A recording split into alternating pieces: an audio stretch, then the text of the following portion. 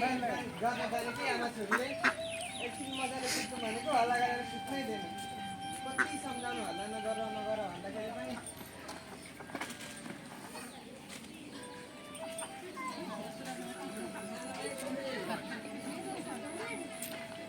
लु हेर घाम पनि टाल्नुमै आइसकेको रहेछ। काममा जानु पनि खाजा बन्यो कि बनेन। अञ्जलिका आमा ए अञ्जलिका आमा पनि तयार छैन? ल्याउन काममा गइहाल्नु पर्ने।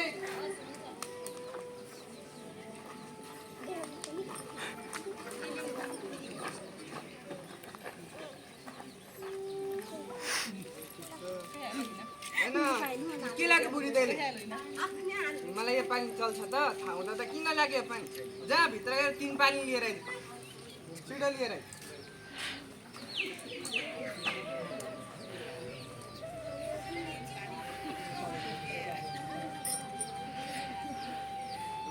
यो हो नि त पार, मलाई यही चाहिएको।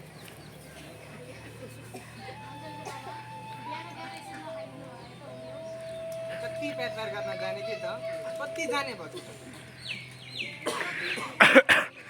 लु कति धेरै बासेको राम्रो हुँदैन। जाने हुन्छ घेरालाई नगर म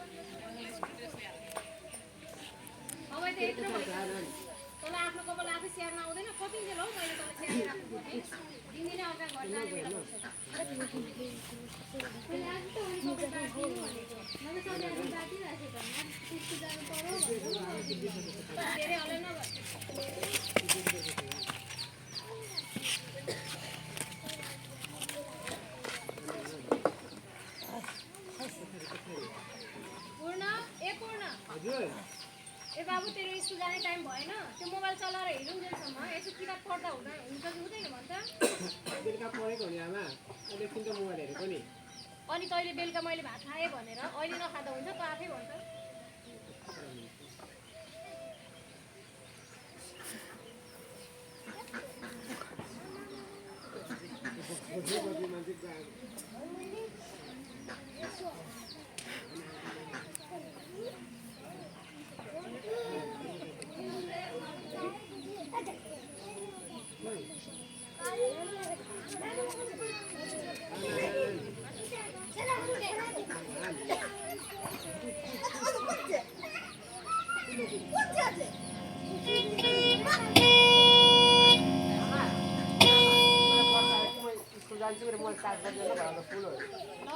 राम्ररी गए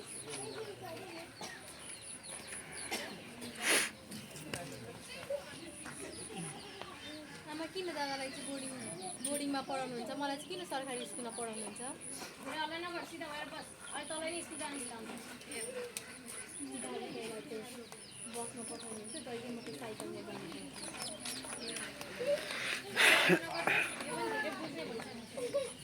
गइहाल्छ नि अहिले तँलाई स्कुल जानु दिलाउँछ। भरे छिटै आएछ नि घरमा धेरै काम खालि यही भनेर जानुभएको थियो मेरो पढाइको कुरा निस्क्यो कि बिहे गरेर जान्छ जान्दाखेरि पहिला जाने जात भनेर जानुभएको छ नि तपाईँ।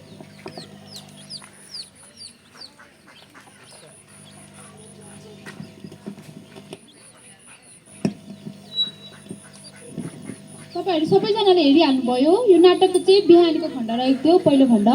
अब चाहिँ हाम्रो दोस्रो खण्डमा चाहिँ हाम्रो के अरे बिहानी पानी दिँदाखेरि 3 पानी लगेर जानुभएको छ। उहाँले चाहिँ 3 पानी खाएर काममा जानुभएको हुँदा चाहिँ उहाँलाई चाहिँ कामबाट निकालिएको छ। त्यसपछिको अब उहाँ मानबहादुरको परिवारमा के कस्तो हुन्छ त्यो आउनुहोस् तपाईँ हामी सबैजना मिलेर हेरौँ।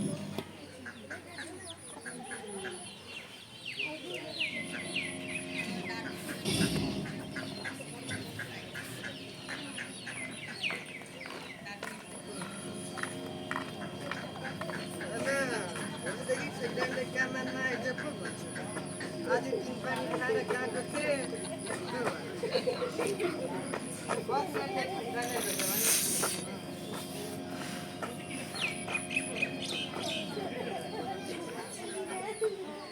आज नि माथेर आउनु भएन त मैले बिहान बिहान नखानु भन्दाखेरि मेरो कुरा सुन्नु भएन अनि तपाईँलाई यो पाराले कसले दिन्छ काम तपाईँ आफै भन्नुहोस् त ए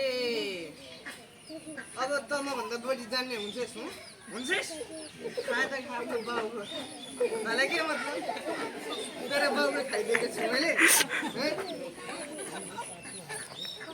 मेरो बाउले दिएको त पहिला नै जुवा र तासो सकिहाल्नु अनि अहिले कुरा गर्नुहुन्छ के रे जुवा तासमा सकेको अरे के भनेको त्यसले हो त नि मैले त्यतिखेर जुवा तास सकेको भन्दा त्यो कुरा सुन्नु अझ घरको पानी मिठो नलागेर साइलीको भटीको 3 पानी मिठो लाग्न थाल्यो होइन तपाईँलाई कति प्यार गर्न जानेछु त कति प्यार गर्न जाने तँलाई सुरुमै भनेको थियो पोती धेरै बाँचेका राम्रो हुन्छ सुन्दैन सेक्रेटमा आएर एक ल्याइदिन्छु नि फेरि हेरौँ त कसरी लाग्नु हुँदैन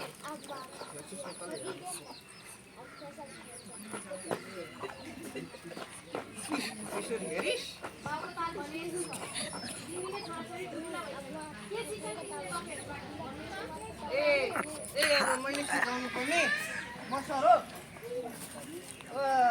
शिक्षण स्कुल जान्छ नि छोराछोरी स्कुलमा शिक्षण सरहरूले सिकाए त्यही शिक्षण हो त है तपाईँबाट सिक्ने भनेको चाहिँ त्यही जडेर तासे हुनु मात्र होइन त धेरै बोलिरहेको छु तैँले हेपेको छ पक्कै पनि हेपेको छस् मलाई आज तेरो बर्बाद नगरी भदै हुँदैन भित्रै भएको सुन्दैन अरे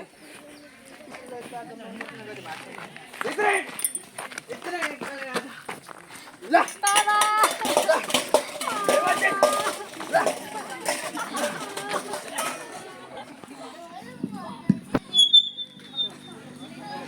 यो रहेको थियो हाम्रो नाटकको दोस्रो खण्ड चाहिँ हामीले बुवाको छोरीको हेरिसक्यौँ। अब चाहिँ छोराको के कस्तो छ त छोराको चाहिँ यस नाटकमा भूमिका भन्ने चाहिँ अब प्रस्तुत गर्न गइरहेछ।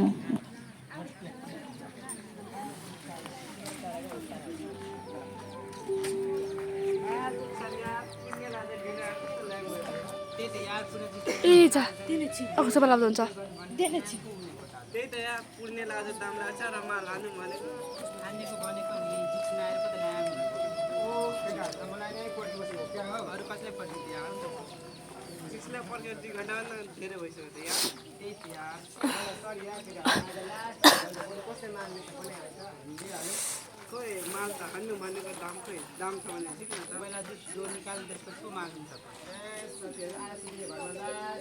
पैसा नै दिएन आज मिलाउन म त सबै छु नि खाली दिन्छु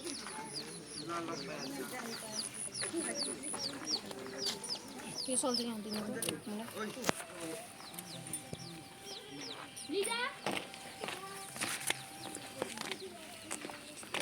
बाउ हजुर आउनुभएको छ यहाँ पार्वती जाँदैछ पनि माया लेखेर पार्वती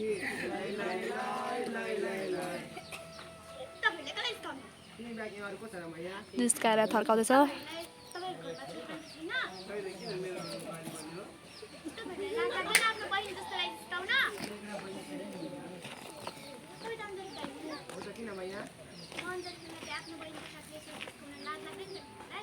मैया तिमी त मेरो बहिनीको पो साथी मेरो आफ्नै बहिनी त होइन नि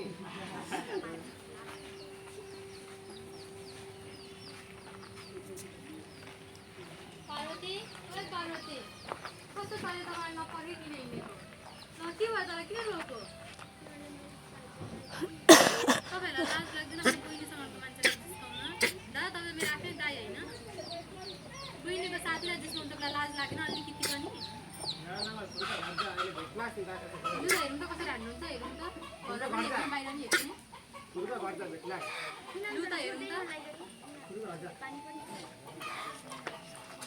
आज ल्याङ माथि ल्याङ भयो यार छोड्दैन आज या मेट तर्फबाट दिन्छु मैले पिउन राम्रो ल्याइदिन्छ नि त आज पानी पनि पर्न आँटेछ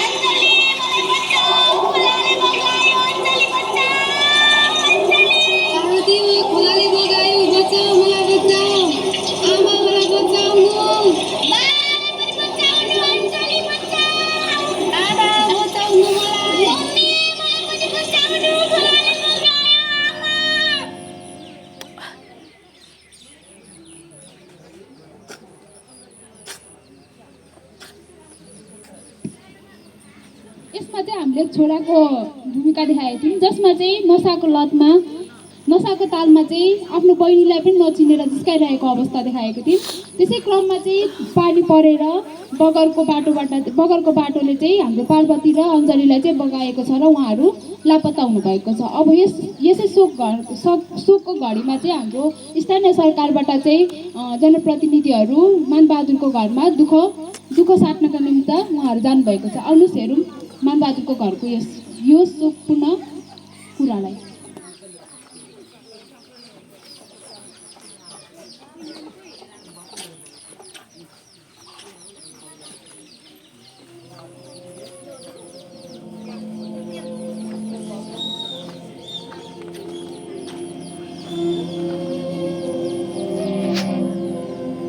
दुःखले बस्नु भएको छ अञ्जली र पार्वतीलाई हराएकोमा। अब सरहरू आउनु हुँदैछ।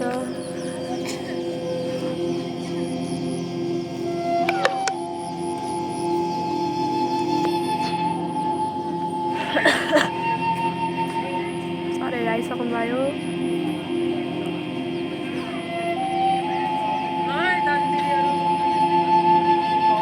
हामी पनि को दुःख साट्न आयौँ त तपाईँहरूको घरमा दुःख परेको खबर सुनेर साह्रै मन पोलेर आयो। नानी अञ्जली पढाइमा निकै रुचि राख्थे, झन् उसको साथी त झन् ठ्याक्कै उही जस्तै। तर के गर्ने, बगरले दुईजनै नानीहरूलाई बगाएको खबर सुनेर मेरो पनि मन साह्रै दुखेको छ।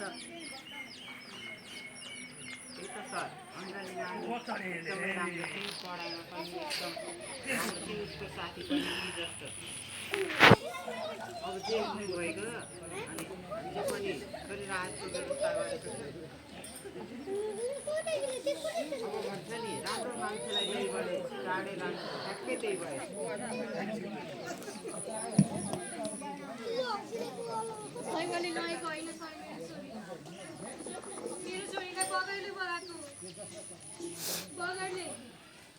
मेरो छोरी अञ्जली आज भइदिएको भए यही आँगनमा खेल्दै गरेकी हुन्थे। मलाई आमा दाजुलाई स्कुलमा पढाइदिनु भन्दै मसँग गनगन गर्दै गरेकी हुन्थे। त्यसैले त मेरो छोरीलाई दैवले होइन बगरले बगाएको। बगरले हो दिदी, तपाईँहरूको नानीलाई बगरले नि बगाएर लगेको, दैवले त पटक्कै होइन। तर के गर्ने, यो बगरमा चाहिँ हामीले एउटा फुल लगाइदिएको भए धेरै राम्रो हुन्थ्यो। कमसेकम आजको दुःख जस्तो घटना त हुन्थेन। हामीले धेरै प्रयास गरिरहेको छौँ त्यो बगरमा एउटा फुल जसरी पनि लगाइदिनु पाए दुःख हुन्थ्यो भनेर। खै बजेटै झारिदिँदैन।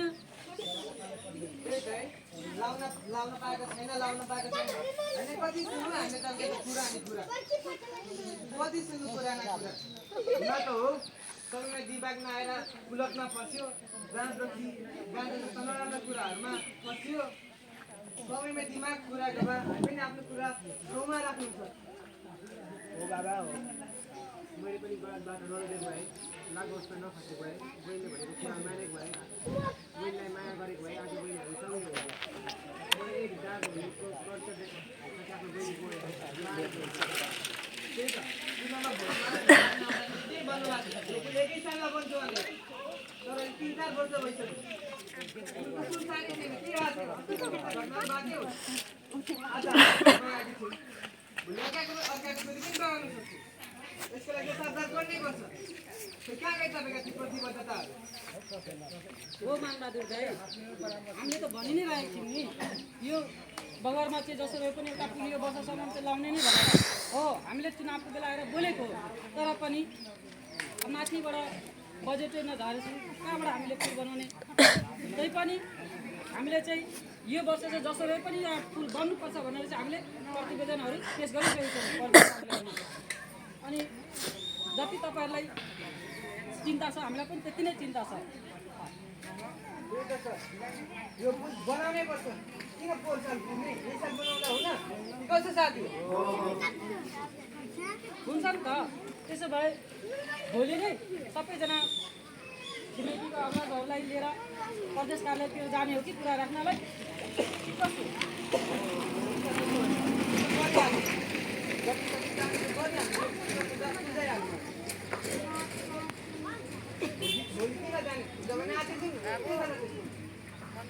हुन्छ नि त तपाईँहरू पनि फुर्सदमा हुनुहुँदो रहेछ यस्तो दुःख झडीमा पनि दिदी चाहिँ घरमै बस्नुहुन्छ हुनु नि त ल 1-2 जना व्यक्तिहरूलाई बोलाउनु अग्रजहरूलाई म वाडातिर निस्किँदै गर्छु म वाडा काम यताउति कागज बोलाउँदै गर्छु तपाईँहरू पनि मेरो पछि पछि आउँदै गर्नु है वाडातिर उहीँबाट हामी छुट्टिनुपर्छ कि कसो साथी हो यो जाउँ त्यसो तपाईँ जाँदै गरोस् हाम्रो हाम्रो काम मिलाएर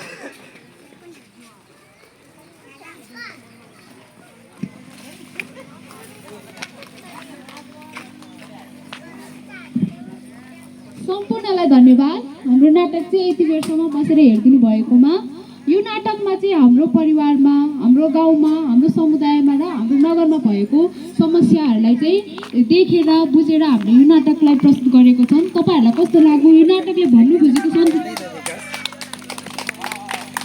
धेरै धेरै धन्यवाद नाटकले भन्नु खोजेको सन्देश बुझ्नुभयो हजुरहरूले बुझ्नुभयो सबैजनाले नाटकले के भनिरहेछ कि मातेको मात्रै देख्नुभयो कि मोबाइल खेलाएको मात्रै देख्नुभयो